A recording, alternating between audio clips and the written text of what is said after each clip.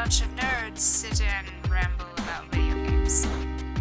It's episode 3 of the VidGames podcast. Hello, let's welcome Miharu, who did the intro voice. Hey guys, it's Miharu. How are you? You know, I'm alright. I'm hanging in there, I guess. Living. That's a good response. How was your Halloween? Basic.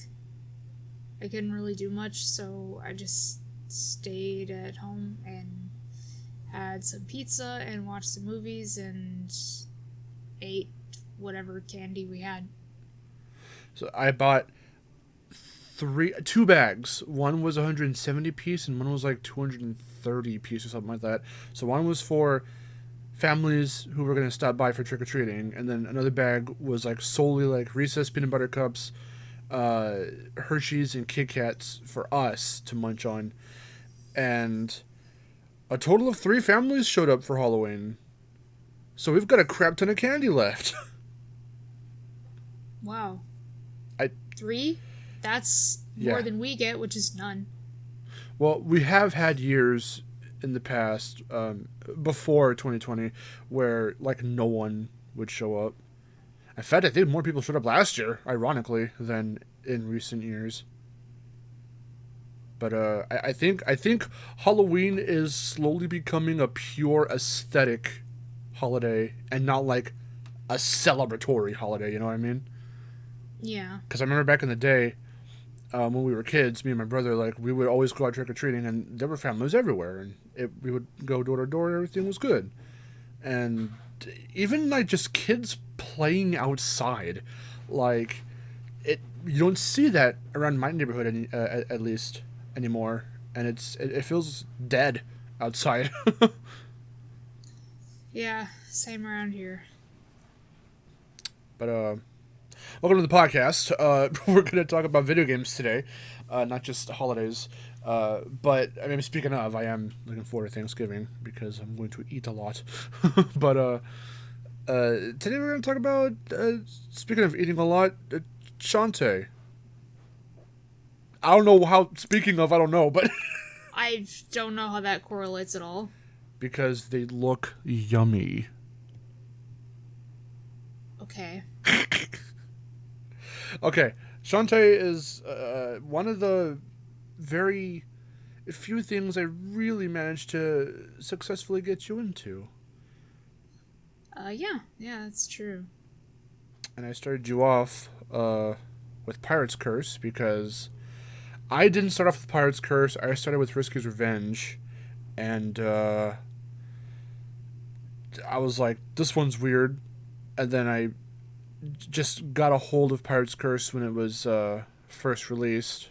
I played it on 3DS, and I was like, this one's a lot better. Like, I can actually advance in this game. Yeah, it was. I mean, it's a really good game. I like it. I also first played on 3DS. I played mine on 3DS, and then I managed to beat it on Wii U because I wanted to play it on the TV. So I got it again on the Wii U eShop, and then I played it. I still have it on my Wii U, so I don't think I'm gonna delete it because that was my first real like Shantae experience from beginning to end. To this day, I haven't really went back to Risky's Revenge, and that was actually a question I had for you. Those first 2 games, those were like the rocky ones, but like usually in a franchise, like, if one's already kind of like weird and people like, it's got like a cult following, maybe for those who just are super used to it, but then like for everyone else, it's like, what the fuck are these controls? What is this game? Usually it just kind of tanks right there, and when it tries sequels, they're usually very negatively reviewed or looked down upon. But miraculously, Shantae kind of went from like a weird Game Boy Color game to a weird DSi game, and then the next 3 sequels are like fucking amazing. Yeah, I don't really know. It's been very inconsistent in terms of quality, I guess. I mean, seeing as like they were a really short team at the time, way forward. Like, I guess it's just working with what you had and just trying to flesh out the idea that you just randomly got. Because it was Aaron Bozon who got the idea for Shantae, and then Matt Bozon helped flesh it out into a game. But the question I had was like, where where do you stand on those first two games, and do you think you can see yourself like playing through the first one again and trying to? You didn't beat that one, did you? What? Did you beat the very first Shantae? No, I didn't beat the first one. No, I can't play that game. That game sucks. I can't do it. God, like everything about that game is so infuriating to me. Like the controls, they just don't work. Like nothing lends itself well to anything. And I don't understand how anybody plays it. Is it like very slow paced? It's very slow. It's literally slow because Shantae's walking speed is slow as fuck, and whereas in the other games, her normal speed was like, you were running, but and one of the things that I hate about the first game so much is that you're going so slow, and then to run you have to hold down the attack button. So you can't like it's a lot of I don't get it, because then you press the attack button and then she whips her hair first and then starts to run, because you're holding down the attack button to run. Like, so it's not just like running through enemies and then just like whip and go. Like it's not like that as it is in the other ones. It's so slow. Like, you find yourself just like walking through everything and then you have to stop and then defeat some enemies and then go again. And the enemies are so obnoxious and bullshit because they come out of nowhere. Like, you're walking through the field or something and they just jump out of nowhere in front of you and behind you. I don't understand. Oh my god, it's just the fact that you need a run button in Shantae says a lot, because you don't really need that. The natural like little sprint speed from just moving about in the later games is already at a very comfortable speed. The fact that you need a run button is hilarious to me. I guess it was just really experimental, like I was saying earlier. Like, because that sounds very not fun. It's not fun. It really isn't. And, because I couldn't even find out how to use items. Because I was like, oh, I have items. How do I use them? I don't know. There's only, like, so many buttons that you can use because this was a fucking Game Boy. Like, it's like, oh, it's just down B to use your items. All right, how am I supposed to figure that out? Nobody in the game tells me. Yes. Rescue's Revenge, though, I think is the start of, like, certain things that would stay in later games. But again, it felt like they were trying to move beyond the first game, and like just the graphical update, since it's there's so many more colors you can have with DS. Like, I'm surprised. It's weird to me how they skipped Game Boy, but that's probably why the first game was just in this very weird state of like, well, people like it, it's good to a certain degree, but it's very weird to play. It's not one of the most like engaging GBC games. Like, there are plenty more GBC games that, I mean, fucking Rugrats in Paris, which I have on GBC, I might even be more engaging for all I know. I still haven't played the very first game. I would like to, and I keep messing with you and saying that like I really want to find an actual, not a repo cart, but an actual, a repo is repossessed. My bad. Reproduction cart of the first game. I want an actual legitimate copy of the first game.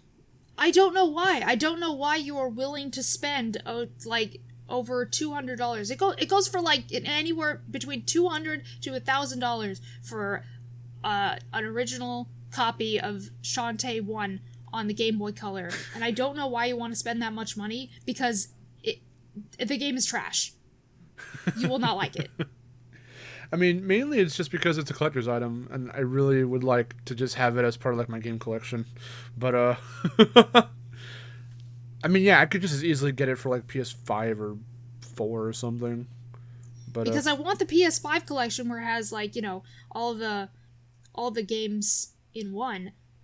And then maybe I'll try to play the first game again, but I can't say it'll be any better, like, you know, on PS5, on a console like that. well, that's what makes me curious about re-releases like that, because you think, is it a simple port over with awkward handling and controls like the original game, or do you think they'll try and fix the speed? They'll fix certain things altogether, like... I mean, I hope they fix it. That's the only way I'll play it. Because, I mean, already the way I'm playing it is on an emulator. Uh-huh. And I had it on 3DS as well. But I already knew that I didn't like it there, and I don't like it on the emulator, because I just wish they would fix the speed, because overall the game is very slow and it's not fun. Yeah, I would like to try it out at some point just to see if I can make any kind of progress in it, because it's very transformations are like, even the transformations aren't fun. Like how so? Like actually transforming, or like controlling the animals? It's not... Well, I don't know. The controlling of the animals that's fine, I guess. But it's the way that you transform compared to the other games. Like, well, Seven Sirens I think is the best one because it's instant. Yeah. Half Genie Hero comes close to that because well, if you get the speed up later on, it's, you know, very easy. You just gotta have to hold down one button and you know, just choose which one you want. Even Risky's Revenge kind of does it better because there are only 3 transformations and 3 dances, so all you have to do is like hold down one button, and at the end of a specific dance, you just let go of the button and then you transform. So, you know, it's easy. But freaking the first one, not only do you have to press the select button, and then time your button presses. Not only do you have to time your button presses, but you also have to remember the combination of button presses. It's like using the ocarina. I mean, I don't get it. I was just about to say. That's hilarious. Wow. I need to like watch like a long play or something, because I've only seen clips of the original game here and there, but I've never like sat and watched gameplay, and now I need to, because that sounds hilarious. Do you think there's at least like something in the pause menu or like an inventory screen where it, because Ocarina has that, where you can see your songs and stuff, so if you forget them... Yeah, there is. Okay, so at least there's that. I mean, yes, it has that, but, isn't it just easier to, you know, remember everything? Or not have to remember anything? Because, you know, just hold one button and select something? Easy. Yeah. I think where Risky's Revenge was made weird is like in the navigation department, because having to flip through the different layers and stuff was really confusing to me. The map system in Risky's Revenge is god-awful. Because every layer looks similar. Yeah. I have gotten so lost playing that game. It's really bizarre. Again, I think it might be better in many degrees than the first game, but it sets stuff up for what, you know, formulas and aesthetics that'll stay for later games. But still, those little things like trying out that layer system and all that, it's very, I don't think it's very intuitive.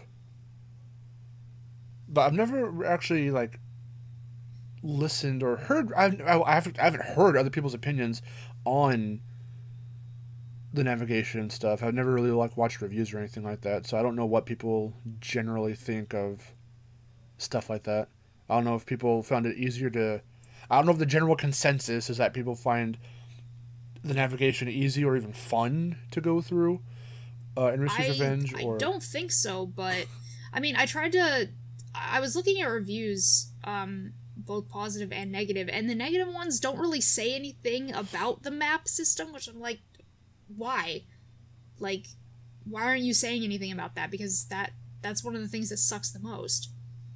yeah. And even like even the warp system, where you have these warp squid statues, and Oh yeah. you find them all across the land, and you could warp from different places, but they're placed in like the worst spots imaginable.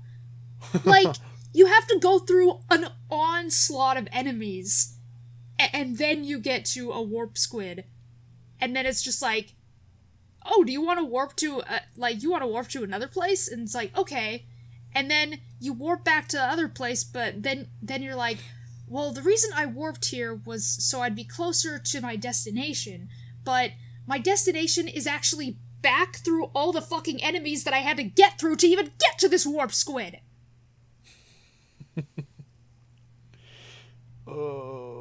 Here's one question I have about that, actually, because I don't remember.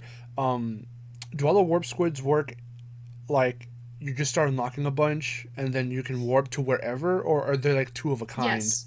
Okay. See, originally I thought it was two of a kind, because I remember when I played it on the 3DS, I could have sworn that they were just like, no, you have to warp to this one specifically. Like, Yeah. I'm not, like, connected to that one. And I'm Yeah. like, what are you talking about? So I thought originally it was like that. But then when I played it on Steam, I guess... I mean, like, I guess you could just warp to any of them. I don't know, because that one's, like, the director's cut, and the one I played on 3DS, like, wasn't. So maybe they fixed it, but I'm not sure. Uh-huh. Yeah, because I know I too could have sworn that, like, you had to find, like, the pair of the other, so you're finding pairs that you could go through. Um,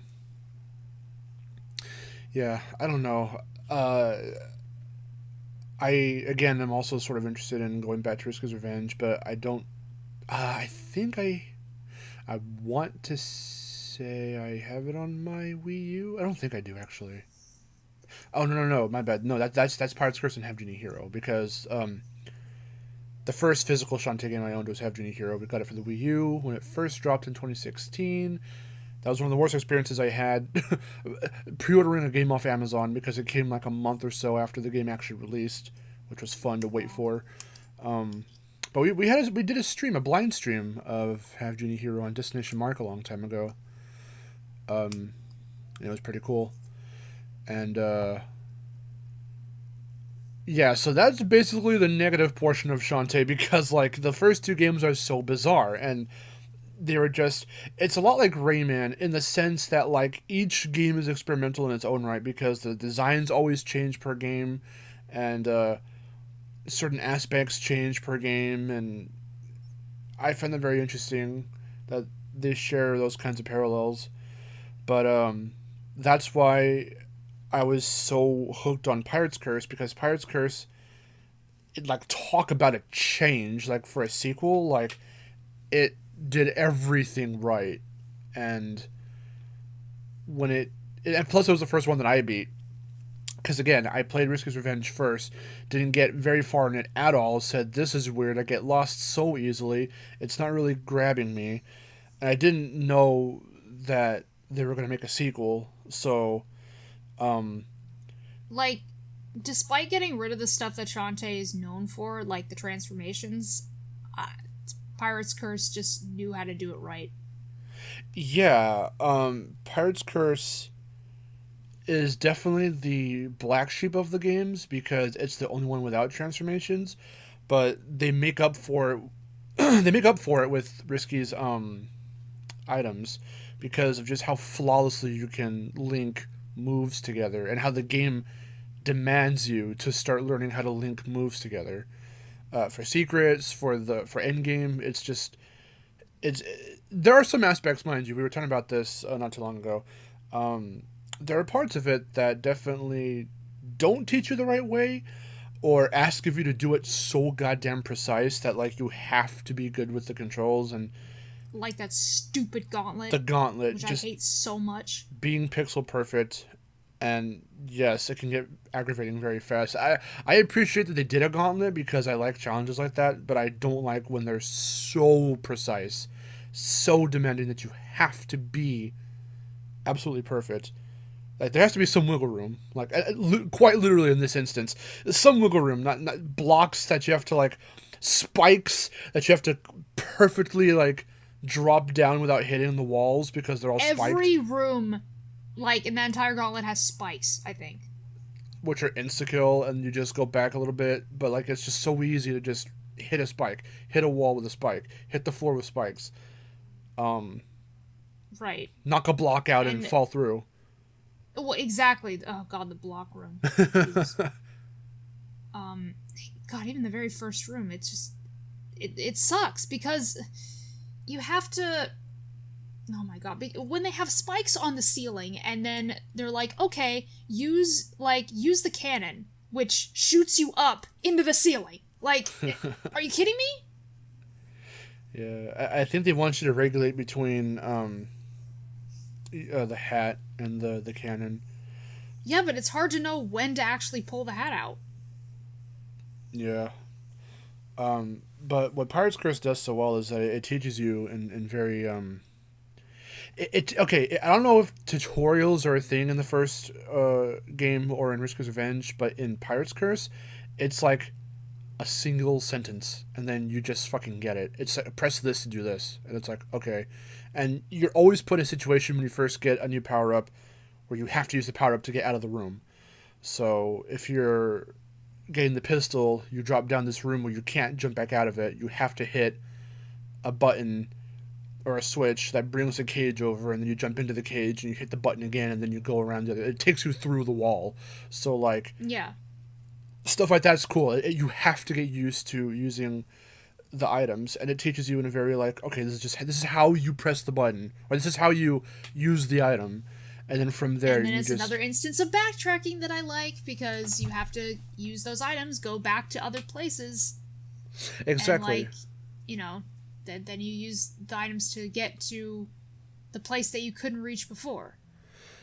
Very few games to me do backtracking really well because I think it's 3D games that don't always hit the mark just right. They'll make it tedious to go through. Like with Banjo, we talked about with Tui. Vic and I talked about it in the last podcast where we were like, yeah, sometimes like there are plentiful amounts of warp pads and shortcuts from one level to another and this and that, which is fine, but just getting through everything and having to remember where to go through can sometimes be daunting with just how big the worlds are. And with Crash Bandicoot Mutant, one of the only true Crash games where you have to do backtracking in any sense like that, since it's a little bit more open world and everything's interconnected, it'll be like, okay, we need this Titan to get through here, so go way back over here and get that Titan, just for them to be like, okay, well now you can go all the way back over here, and it feels unnecessarily elongated.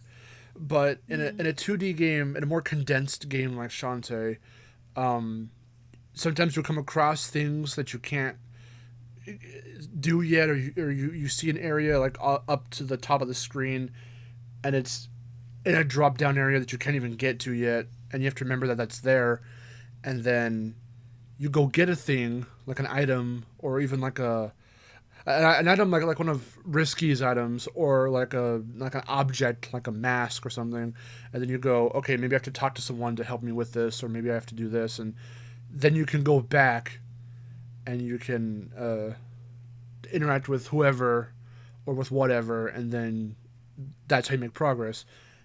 And I think it was done really well in Pirate's Curse because it's good. I forgot where my train of thought was going with that. I like the way they did it. You just brought up something very briefly that I was going to talk about as another thing that Risky's Revenge does poorly. So where do I start this? Well, I've already talked about with you before how another one of the things I don't like is how you can't use multiple items at the same time. Oh, yeah. You have to go into your inventory, like, click on the potion, go out of the inventory, press a button, use the potion, and then, go back and then get your item, and then continue to use that. But the regular, like, items, kind of like power-ups that use magic that you buy in the shop. Alright, here's a question for you. Do you think those should be optional to use? Or do you think they should be required? Which? The items that you buy from the shop that use magic. Like a pike ball, for instance. I think I know where this is going. Which is weird because a pike ball doesn't use magic in Pirate's Curse, but I don't really understand that, but anyway. Do they in the later games? Because I don't remember. Yeah, they do. Okay. Like, it's so weird because they establish a pike ball, like, as a magical thing, but in Pirate's Curse, it's non-magical, but then it just ends up being magical again, so it's stupid. I think it's just because Pirate's Curse isn't, there is no magic meter.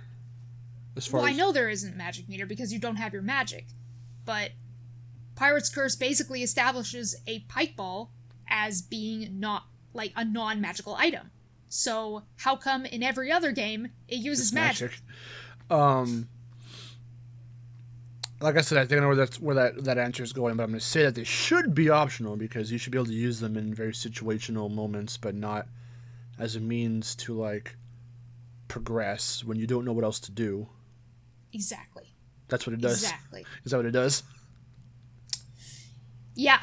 So, Rescue's Revenge, does this stupid thing where, like, cause some players, they don't like to, they may not like to buy stuff from, like, the item shop. They may not like to, buy the fireball or whatever. Like, whatever. Like, you get it so you can use against enemies and, it's easier to, like, defeat them. Yeah. But, see, well, maybe this is because I played Pirate's Curse first, and the items that you have, which is, like, you don't have a lot of items because your weapons are your items. Yeah. So, like, having a pike ball is completely optional because you have the other weapons. So I guess the reason that they made the items required in the other games, which I don't even think they're required in, like, Half Genie Hero or Seven Sirens. I think they're not. In Half Genie Hero, they're required, like, Fireball is required for one very specific moment, and that's to get, like, the gator stakes. Oh, yeah. And I think that's the only part that is required. But then the characters kind of, like, tell you that. I guess if they tell you, hey, buy this specific item from the shop, it's because you have to use it here. That's fine. And then Risky's Revenge kind of does that, because I think Admiral or something, like, he tells you at one point, like, oh, this needs, like, an electrical charge, so you have to get, like, the Storm Puff. Okay, sure. But, so I'm going through, I'm going through the little caves and stuff, and there's this wall, and I'm like, how do I break this wall? Because I can't break it with the, I can't break it with elephant, I, can't, like, climb on it. I can't really tell what it is. It turns out it's, like, a bramble thing, so I'm just like, fire? And then I use fire on it, and it goes away. I'm just like, what the fuck? Like, listen, what if I didn't have fire with me at that moment? Nobody told me I would need fire. Like, it should be optional, Like, but I needed to destroy that wall because I think that specific cave gave me like the monkey bullet, which I needed to progress. Yeah. So like, if I'm gonna need an item, you gotta tell me that I need stuff. Yeah, I mean, yeah, stuff like that's really like, I don't know. I kind of go back and forth with that because items. See, that's some shit that like Zelda would do. Like you look at it and you go, okay, if I can't attack this or I can't, sing a song for it to vanish or whatever the fuck, like I have to be able to do something with like my items, and that's when you have to like start sifting through items and trying to figure out what works on it. If it's not inherently like obvious what you should be doing. Right, but again, it's like my problem with it is, what if you don't have that item at that moment and you don't know what it is that you need to use, and you didn't even know like the shopkeeper was selling it, and it's very, it's just kind of dumb. Like, I would prefer it if the characters told you exactly what items you needed and when. Yeah. Like when something's coming up and then they're like, oh, like how you were saying, like even if it's just a hint, because sometimes they'll like put that text in different colors, so it's like, this is a standout thing, you have to remember this, and it's like, okay, let me just go back to the shop real quick. But in those early games, it's probably really hard to have to remember where shit is, like to go back to the shop and everything, unless there's something that warps you there or whatever. Because like in Pirate's Curse, going back to backtracking, it's easier to know when you need something and where to go back to get it, because there's two forms of backtracking. This is something I was probably trying to think of when I trailed off earlier, but like what I like about the backtracking is how seamless it feels and how satisfying it is when you finally connect the dots and put two and two together, because story events like the aforementioned mask or whatever, or the X-ray specs, like you just find these random items and you go, what the fuck? Okay, I guess I just have this now. And then when someone's like, I can't see this properly, I need something to help me be able to like decode this, you're like, oh shit, wait, I have X-ray specs, and then you can just give them to whoever. So that's already, those are like the probably early Shantae feeling items, because they'll drop a hint, but you have to remember that you have that item, because it won't tell you who to talk to that needs it or whatever. Like you don't know, you wouldn't know ahead of time to just talk to Squid Baron and get his ink, and then go talk to Poe on Spiderweb Island because he needs it for his carriage. So you go talk to fucking Poe and say you had no idea that Squid Baron was going to give you ink randomly by talking to him, and then squid oil or oil, sorry, but talk to Poe and he's like, yeah, I need that shit. And then you have to remember that Squid Baron's still on Sequin Land, and then you go over there and you fucking go talk to him. But like the other forms of backtracking are when you need something from the shop or something from something from the shop. You can just go back, you just go over to Risky, go back on the ship, and just go back to Scuttletown, and like when you need something like from a shop, there's everything's like conveniently right there for you, so you don't have to like run around to find shit.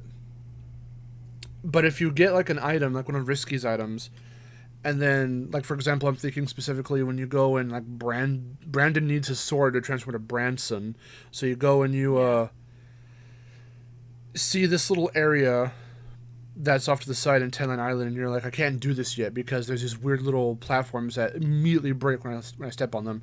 There's this long stretch of them. But then later in the game, you go and you find the scimitar, which lets you dash and pierce through enemies. The boots let you dash. Is it the boots? Okay, sorry. The scimitar is the down thrust. That's right. Yes. Well, it's confusing because you also use a scimitar when you're dashing. So that's where it gets confusing. Right.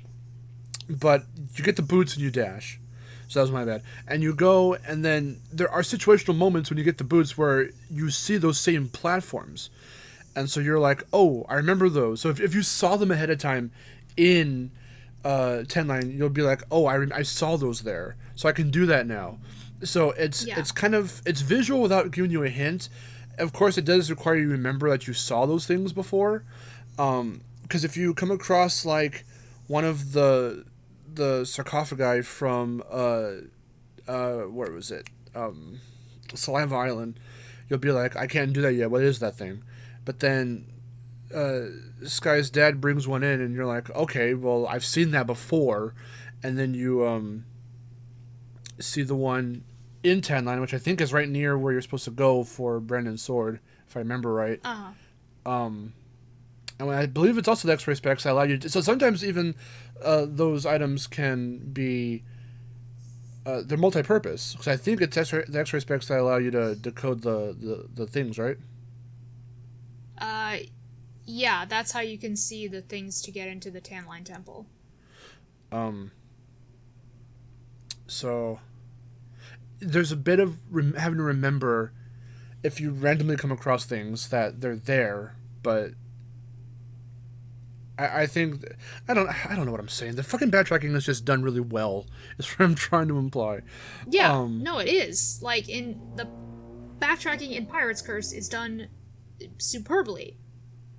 There's like a seamless type of sense to it, because if you observe things that you can't do yet, and the game doesn't even tell you what the game doesn't even hint at you like how to interact with an object or a thing, or you see a chest and it's buried underground, but you can see it there, and you don't know how to break through to get to it, but then later you realize, oh wait, I can get the scimitar, which helps me go through shit.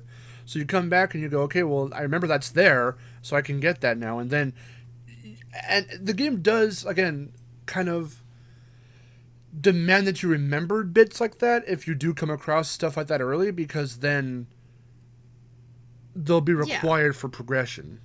But most of it is easy to remember. Yeah, exactly. That's what I'm trying to imply.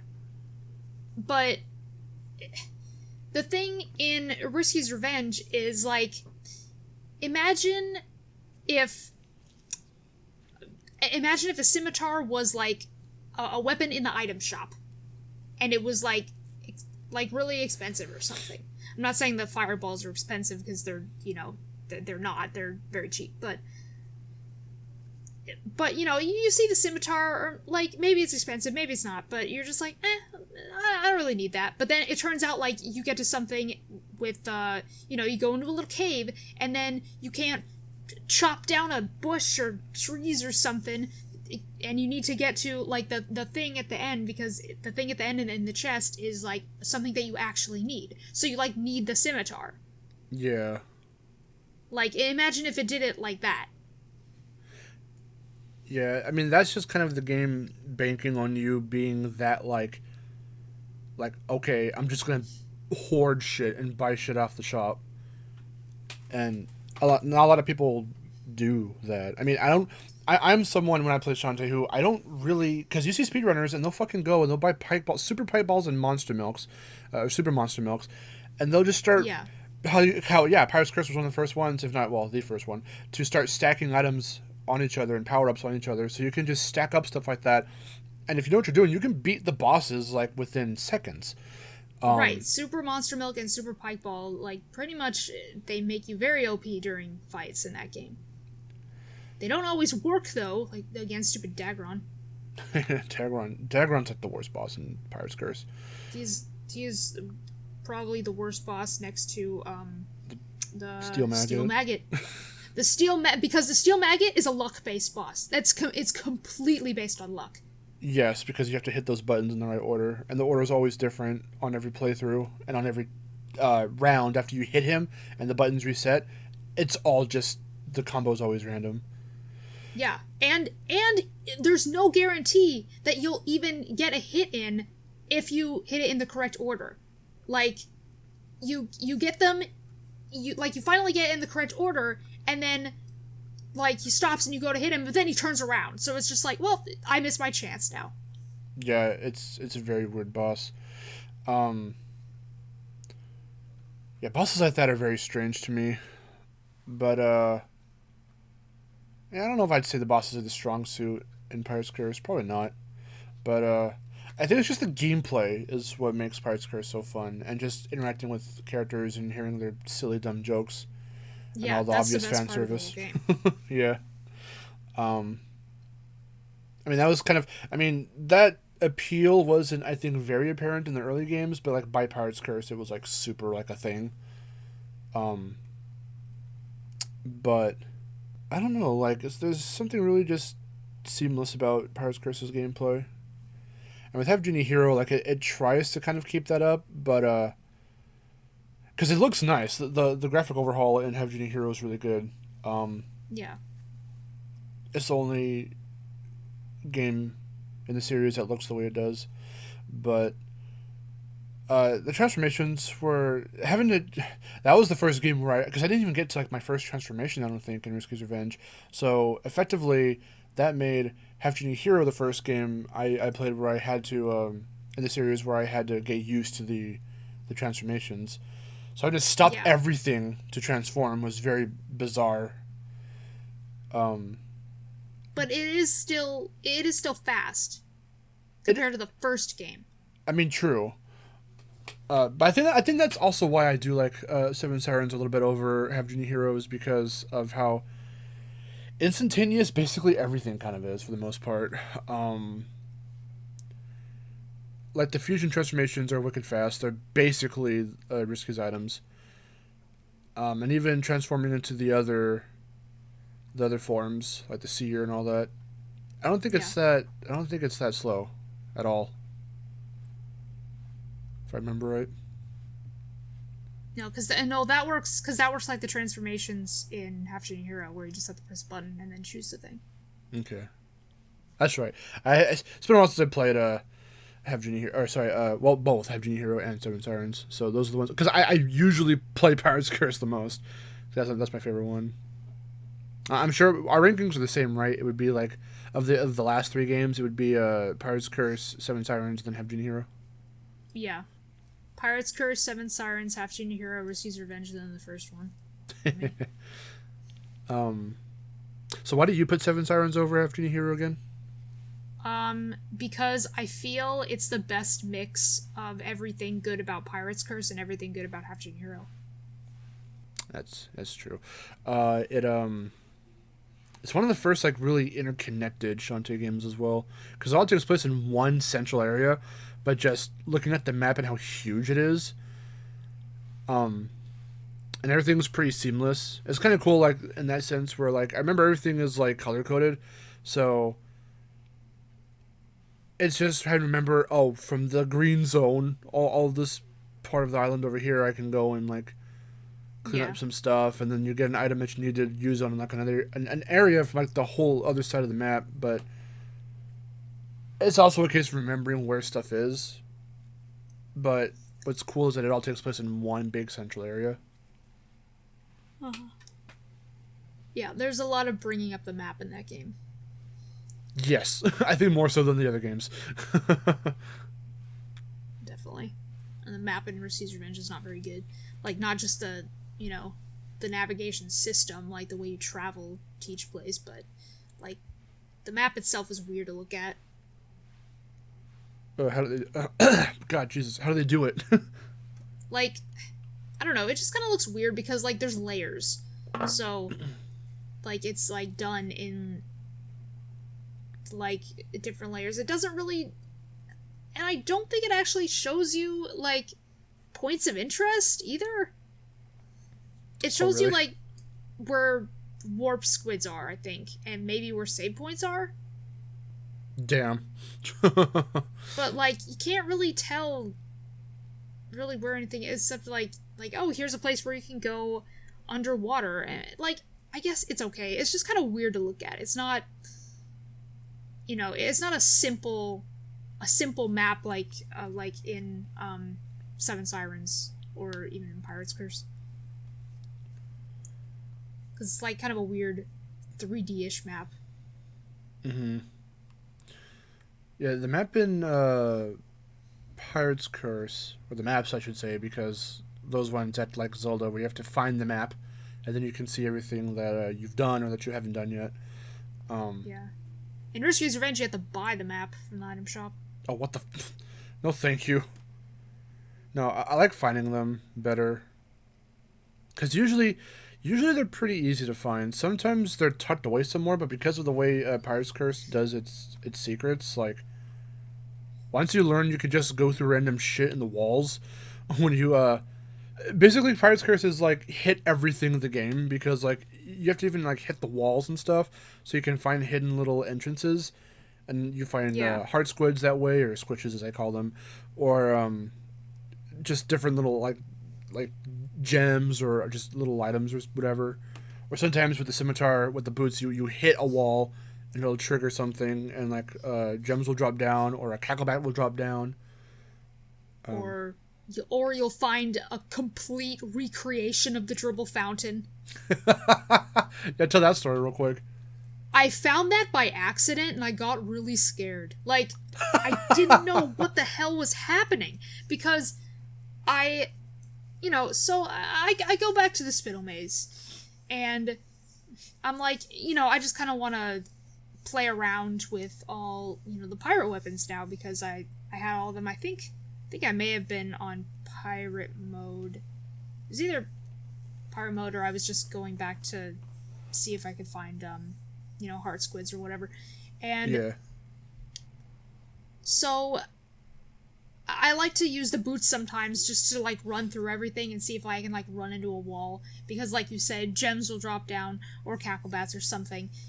And I was like, what if I just run into this wall? And I did. And suddenly I was in like retro land. It's from Jimmy Neutron, isn't it? Like, no, suddenly everything is retro and there's this like, freaking 8-bit music playing. 16-bit, I should say, but it's like, and I'm just like, what's happening? And like, I'm like, where the hell am I?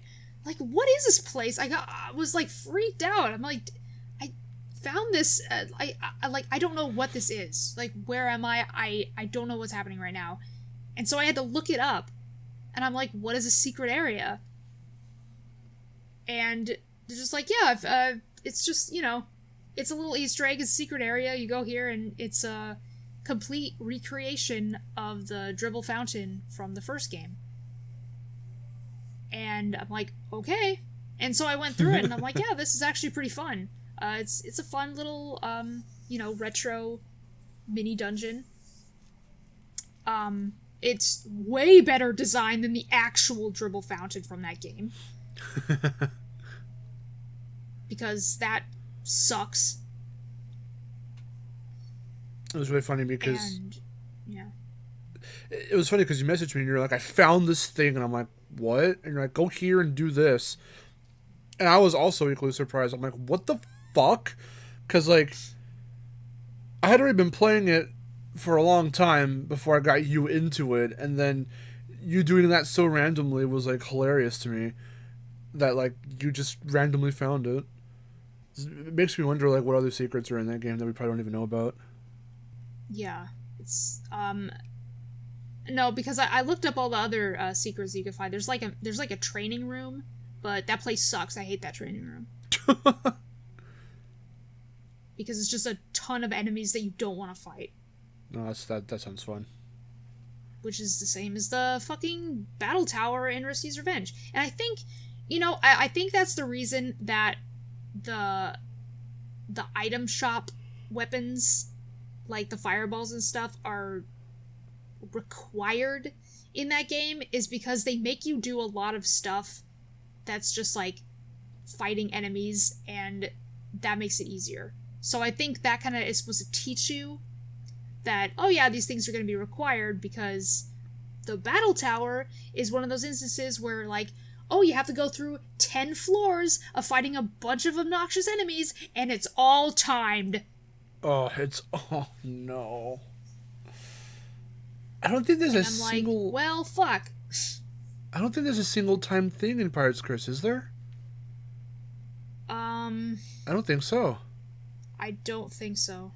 Yeah, one way to ruin a part of a game, when it's a challenge of some sort, put a timer on it. Banjo, I don't think we mentioned that in the Banjo podcast, but it's notorious for just slapping timers on fucking anything and making you... Yep. There's one in Bubble Gloop where you just fucking, in the first game, where you just have to go over this skinny little path that arcs, and it's not a long path in the slightest, and you go to a Jiggy, but you have 10 seconds to do it, and you can easily fall off if you're not too careful. Right. And it's like, why? It's already perilous enough going through this little tiny pathway. You can put 10 seconds on the clock for me to get this Jiggy. So yeah, like, time shit is not fun. Banjo and DK64 are notorious for the timed stuff they have to do. No, I'm glad. No, Shantae, for the most part, again, at least from rare in general. From Pirate's Curse onward, is very solid on how it structures its gameplay, and it's mainly like pure platforming for the most part. Especially too, actually more so. I think in Have Genie Hero, because there are more. I mean, one of the first things that Victor and I commented on were the little slices of wall that jut in and out, like little platforms. I'm like, that's just Crash 1, literally, straight up. There are a lot more like actual platforming bits, I think, in Have Genie Hero. I mean, you know, your favorite area of all time, Tasseltown. I hate that place. It's also because of where they put enemies, like the archers. The enemies are placed so bullshit in that level. It's awful. I like a lot of the enemies from the Shantae games. They have fun designs, but some of them are just pure bullshit. Like, look no further than Mudbog. Just the amount of cool-looking but bullshit enemies in that level. It's just abundant. That's just like... The enemies are already annoying in Mudbog, but the fact that you have to fight through so many of them to even... The worst thing about Mudbog is there are so many enemies in that beginning part. It's like, it's actually ridiculous how many potions that you'll probably go through. Like, just trying to get to the end where the Hexer is, just for him to say, oh, by the way, you don't have the thing to get into the dungeon. Oh, yeah.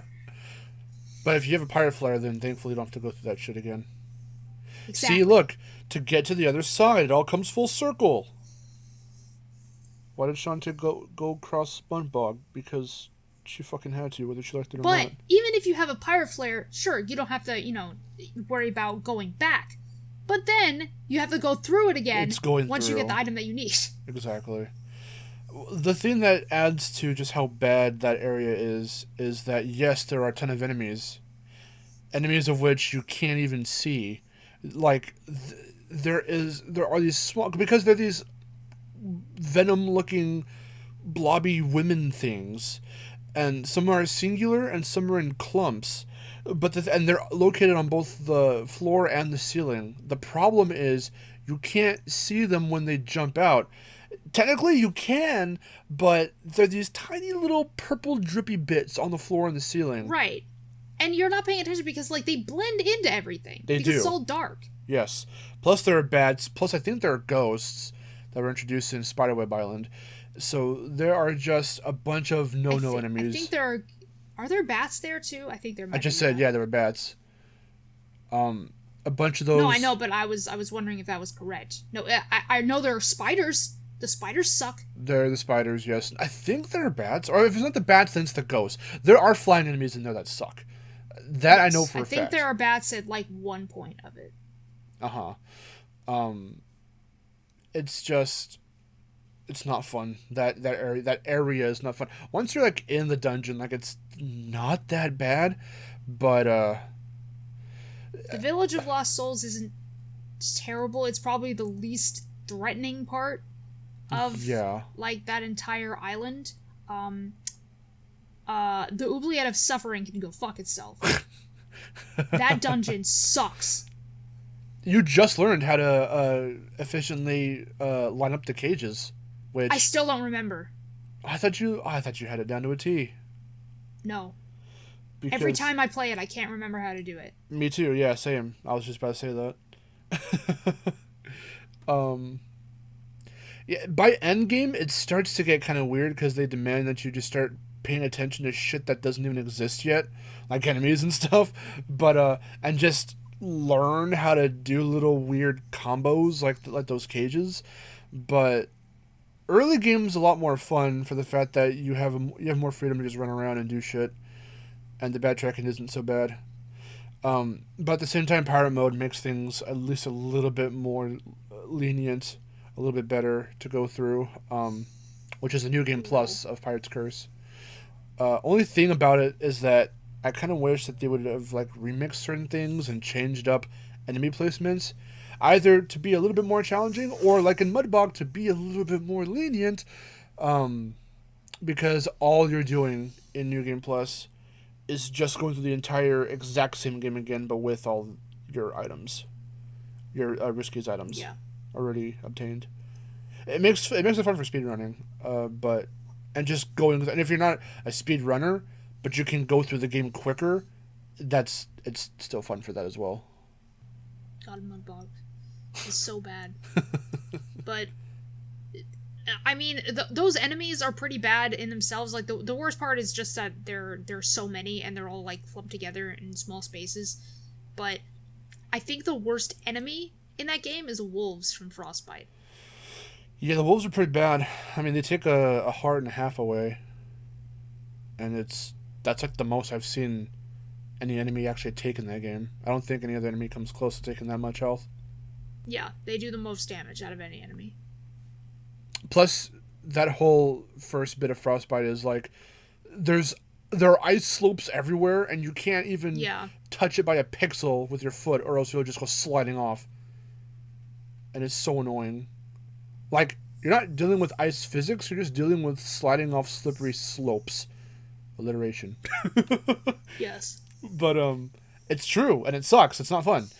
That whole first part is not fun to go through. It is fun once you have every item, because then you could just literally fly through by dashing, jumping, using the cannons and the hat to just keep your momentum and keep your airtime, and then you could just blaze through screens, and that's fun. But then I'm stopping. And then you get to Propeller Town, and that sucks just as much. Propeller Town's okay for me. It's just certain bits like the chain, having to like be careful with the spike balls and stuff, and that one is it a squishy where you have to go on the plants that spit you out? The thing with the turn, like the puzzle to get to the heart squid. What is that? Because it seems like every option you take and every plant you start off with, it feels like there's no right answer, but there's a very specific path. The only problem is you can't see the whole screen, so you're just going in blind, trying to like remember the combo of plants that you have to get spat into that will drop you down to where the squid is. And it took me a long time, and I did have to let that one up. Those segments were really weird, and they didn't keep them in the other games, thankfully. But it was interesting, it was intricate, but it just took a long time to remember and just pick the right path and pray you did it. Yeah. God, I just went through that in Seven Sirens recently. I was trying to get to a heart squid. I couldn't figure out how to do it. I'm so glad they brought them back in Seven Sirens. I was hoping they would stay in Have Genie Hero, and they didn't. And I love that the Squidsmith got a portrait. She looks so cute. Yeah. I would like to see what she looked like in Pirate's Curse style, though. Yeah. I wonder if anyone out there, any artists out there, if you're listening to this and you're an artist and you can nail down the Pirate's Curse aesthetic and art style very well, please draw Squidsmith.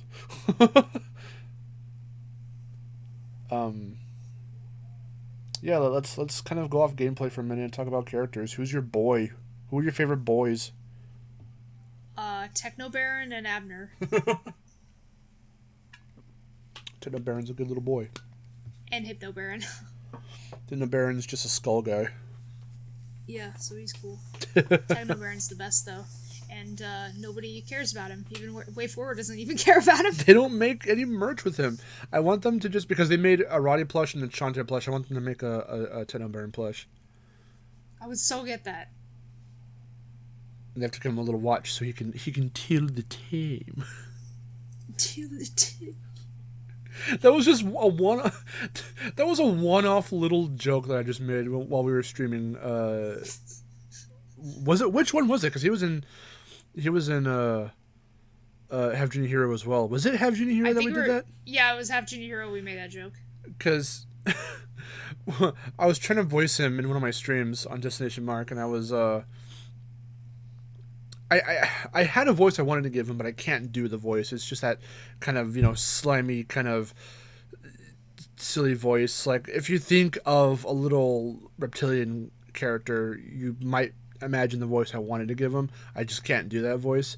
So it turned into something that was like, hello, Shantae, it is me. And then, like, it just became more and more unintelligible. And the joke we keep making about him is, like, what if he was, like, trying to ask somebody for, like, the time, and no one could understand him, and he's just like, excuse me, do you have the time? And they're like, what? What? Nobody understands what he's saying. That's just the voice we associate ourselves with him now. Yeah. I can't imagine him sounding any different.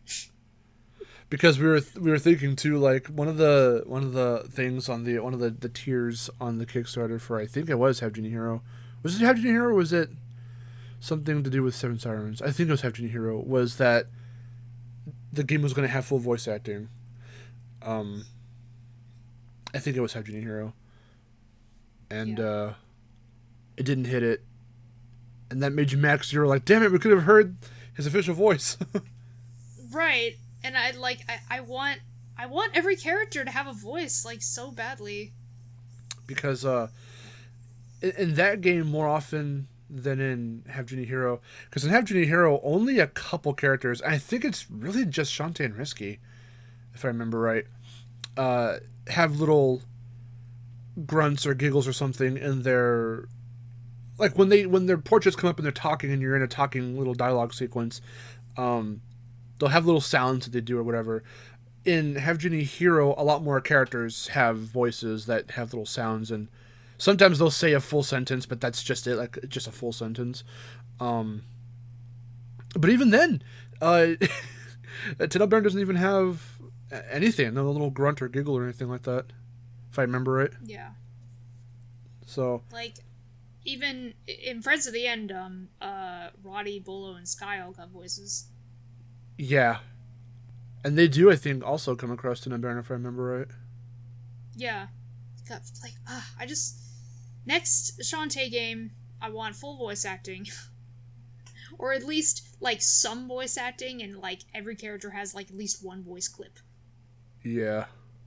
And I also want a full Techno Baron boss fight. That would be cool, because he hasn't... Because he's the only Baron of Sequin Land that we've never fought. Exactly, yeah. It's like, why bother creating this character if you're only going to have him in whatever game that he appears in for literally a scene? That's all he gets, is a scene. Like, he's there and talking to Ammo Baron and Pirate's Curse, and then you blow him up, or at Twitch and Vinegar blow him up, and that's all you see of him for the rest of the game after that. And then he's one of the first guys you see that's causing havoc in Half Genie Hero, and he's doing the counterfeit mermaids, and then you fight the Giga Mermaid, and then that's like all you see of him after that. And that's the beginning of the game. That's not true. That's not true. He comes back at the end. Remember, you have to get the data chip for him. Oh, is that right? Okay, I didn't remember that. Yeah, remember, because all the Barons are hanging around Scuttletown? I didn't even remember that. It's been so long since I've played Half Genie Hero. Yeah, no, I didn't even remember that. But again, it's not like, does he even say much there? I mean, not really. He just says, like, oh, get the data chip for me. And then, like, you get it. And then you bring it back to him, and he's like, nya ha ha, I've done it, or whatever. He says nya, and he does a little thing with his hand. Yeah, we need more Tidal Baron love. Make a plushie of him. Make a plushie. Put him on a pog. The little Shantae pogs they made, he's not even on there. Like, almost every other character is. Every Baron is on there except for him. It makes me so upset. I don't think it's in the art book either, right? He is. Oh, is he? Okay. At They least there's wouldn't. that. Yeah, they wouldn't hate him that much. Just to completely not acknowledge him whatsoever. But they did. They did accidentally. They miscredited his plan to Hypnobaron instead in the art book. That's funny. In terms of full voice acting, that's something I want to do for one of the games that I want to start up at some point. I've got like a bunch of ideas for this like little 2D game that I want to do, and it will have moments like in Shantae. It's very heavily inspired by Shantae. There are moments I would like to have where little talking dialogue moments like in games like Shantae or like I don't know fucking Mega Man or other like 2D games of that nature.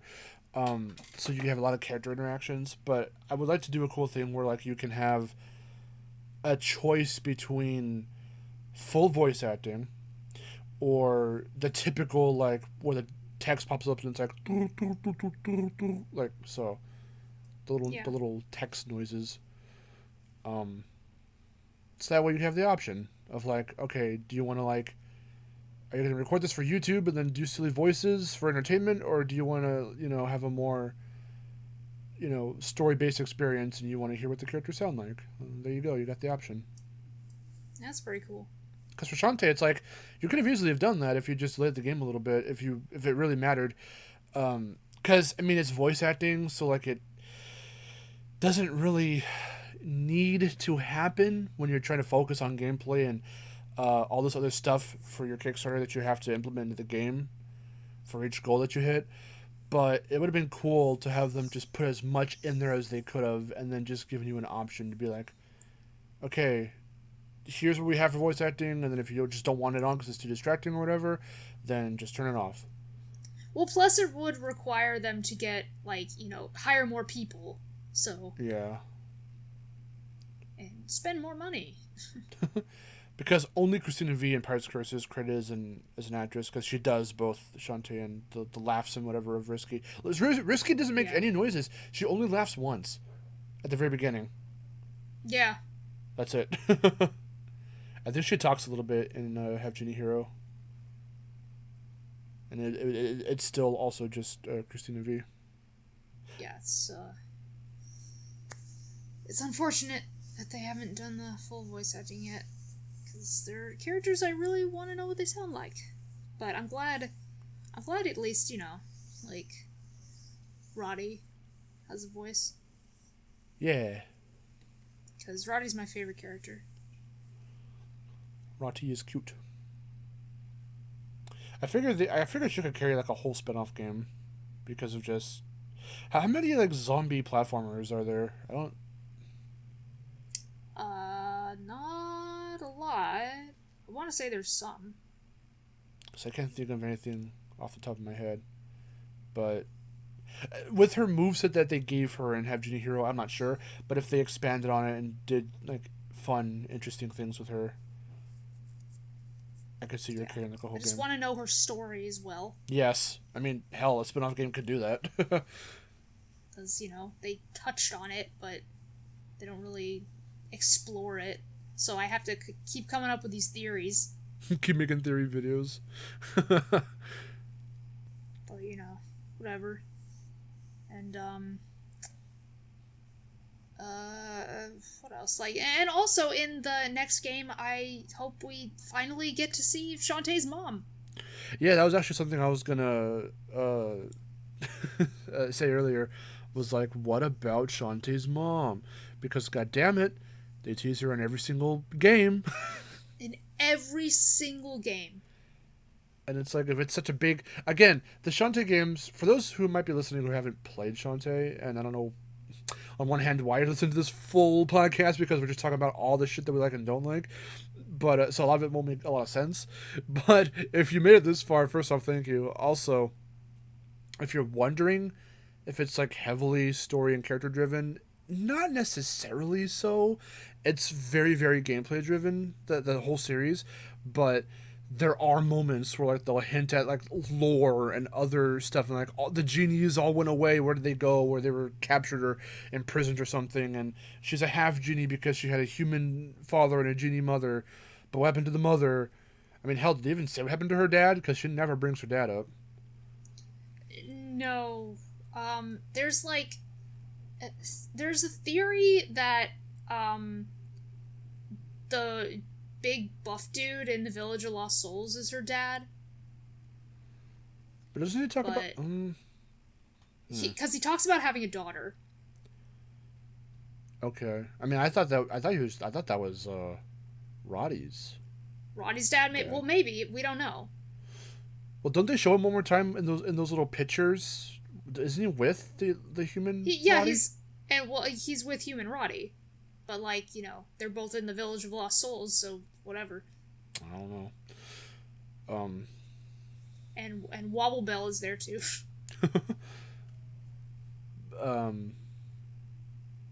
Because her caretaker is her Uncle Mimic, but Mimic's hiding a bunch of shit too. He won't tell her anything, so it's like obviously he knows something. So there's always these little lore hints and drops, but nothing's ever really evolved between these tiny little hints and drops through any of the games, even the latest one with Seven Sirens. So like, she doesn't even call him Uncle in the first game. Did you just call him Mimic? She says Mimic. That's It's like Old Man Mimic. Old Man Mimic. It makes him sound like a crazy homeless guy. Yeah, exactly. No, I do think they'll make a sixth game. Or sorry, yes, a sixth game. At some point. I mean, it's kind of... I can see them doing a direct follow-up from Seven Sirens because it sort of ends on like a semi-cliffhanger, because it's like, oh, we found this... Was it like a book or something that was like written by like the genies or something like that? Yeah. Harmony gave her a scrapbook. And it's like, here, it's got things from your mother in it. And then she opens it, and then it just ends. And it's like, what the fuck? What's in the book? So, like, I don't know. I mean, something tells me if they do make a sixth game, then they're not gonna immediately explain what was in there. But I feel like they'll just be like, okay, well, now I know that my mother's alive somewhere, or some shit. Like there's this hidden, or rather, there's this, like, secret, mysterious, orby thing that talks to Shantae in dreams, and it's like, what the fuck is that? And they never explain it. And it's like, is that her mom? Or, like, the voice of her mother, and this is, like, the physical manifestation of her for right now? Or, like, what is that? And they never explain it. So it's like, ugh, I want answers! Watch them just spin that off into like a fucking TV show, into like an animated series. That'd be interesting. I to this day I still want a Shantae animated series. I think it would do really well. Yeah, I think it could do well, especially with how Seven Sirens looks like its cutscenes. It could probably do well. Yeah, like a little anime. I'd be for it. Well, I really like the intro because it was done by Studio Trigger, so if the Studio Trigger does like the entire animated series, that would be cool. That would be cool. But for the guys who did the like actual cutscenes too, like I would like to see a series look like that as well. Yeah. I think that's about it though. Is there anything else you want to add? No, I think that's all. I've pretty much talked about what I like and dislike about every single game. Yeah. Except the one thing that I like about the first game is that it has a day-night cycle. Yeah, I wonder, like, what does that do exactly? I think it's because there are werewolves in that game. Is that literally the reason? I think. Well, I don't know, because it doesn't really change anything.